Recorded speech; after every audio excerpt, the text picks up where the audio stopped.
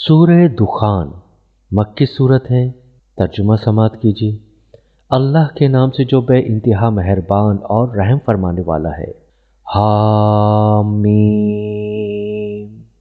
قسم ہے اس کتاب مبین کی کہ ہم نے اسے ایک بڑی خیر و برکت والی رات میں نازل کیا ہے، کیونکہ ہم لوگوں کو متنبہ کرنے کا ارادہ رکھتے تھے۔ یہ وہ رات تھی جس میں ہر معاملے کا حکیمانہ فیصلہ ہمارے حکم سے صادر کیا جاتا ہے۔ ہم ایک رسول بھیجنے والے تھے تیرے رب کی رحمت کے طور پر، یقیناً وہی سب کچھ سننے اور جاننے والا ہے۔ آسمانوں اور زمین کا رب اور ہر اس چیز کا رب جو آسمان و زمین کے درمیان ہے، اگر تم لوگ واقعی یقین رکھنے والے ہو۔ کوئی معبود اس کے سوا نہیں ہے، وہی زندگی عطا کرتا ہے اور وہی موت دیتا ہے، تمہارا رب اور تمہارے ان اسلاف کا رب جو پہلے گزر چکے ہیں۔ مگر فی الواقع ان لوگوں کو یقین نہیں ہے، بلکہ یہ اپنے شک میں پڑے کھیل رہے ہیں۔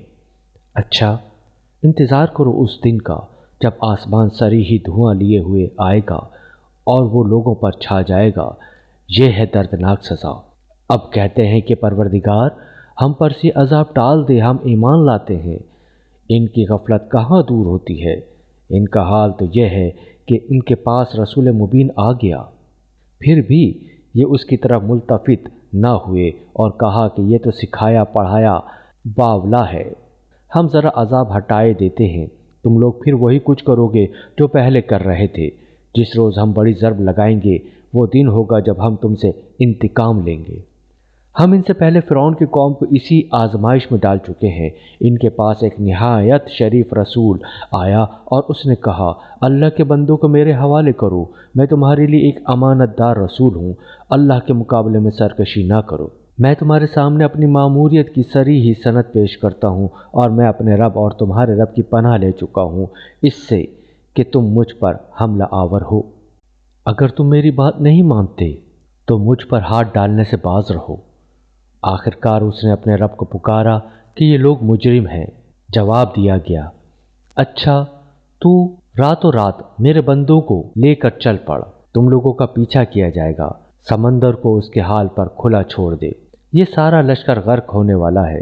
کتنے ہی باغ اور چشمے اور کھیت اور شاندار محل تھے جو وہ چھوڑ گئے، کتنے ہی عیش کے سر و سامان جس میں وہ مزے کر رہے تھے ان کے پیچھے ڈھرے رہ گئے۔ یہ ہوا ان کا انجام، اور ہم نے دوسروں کو ان چیزوں کا وارث بنا دیا۔ پھر نہ آسمان ان پر رویا نہ زمین، اور ذرا سی مہلت بھی ان کو نہ دی گئی۔ اس طرح بنی اسرائیل کو ہم نے سخت ذلت کے عذاب فرعون سے نجات دی، جو حد سے گزر جانے والوں میں فی الواقع بڑے اونچے درجے کا آدمی تھا، اور ان کی حالت جانتے ہوئے ان کو دنیا کی دوسری قوموں پر ترجیح دی اور انہیں ایسی نشانیں دکھائیں جن میں صریحی آزمائش تھی۔ یہ لوگ کہتے ہیں ہماری پہلی موت کے سوا اور کچھ نہیں، اس کے بعد ہم دوبارہ اٹھائے جانے والے نہیں ہیں۔ اگر تم سچے ہو تو اٹھا لاؤ ہمارے باپ دادا کو، یہ بہتر ہیں یا تبا کی قوم اور اس سے پہلے کے لوگ۔ ہم نے ان کو اسی بنا پر تباہ کیا کہ وہ مجرم ہو گئے تھے۔ یہ آسمان و زمین اور ان کے درمیان کی چیزیں ہم نے کچھ کھیل کے طور پر نہیں بنا دی ہیں، ان کو ہم نے برحق پیدا کیا ہے، مگر ان میں سے اکثر لوگ جانتے نہیں ہیں۔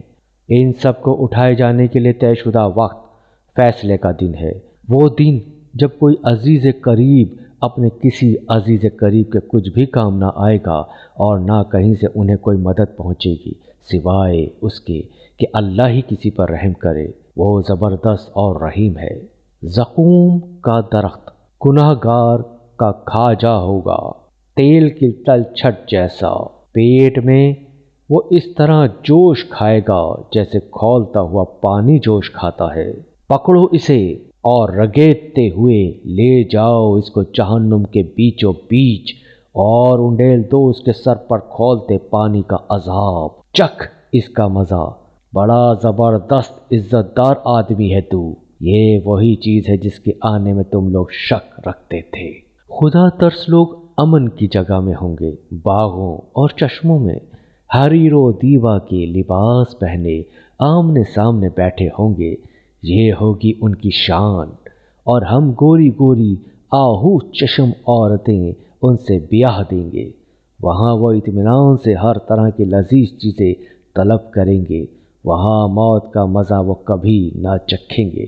بس دنیا میں جو موت آ چکی سو آ چکی، اور اللہ اپنے فضل سے ان کو جہنم کے عذاب سے بچا دے گا، یہی بڑی کامیابی ہے۔ اے نبی صلی اللہ علیہ وآلہ وسلم، ہم نے اس کتاب کو تمہاری زبان میں سہل بنا دیا تاکہ یہ لوگ نصیحت حاصل کریں۔ اب تم بھی انتظار کرو، یہ بھی منتظر ہیں۔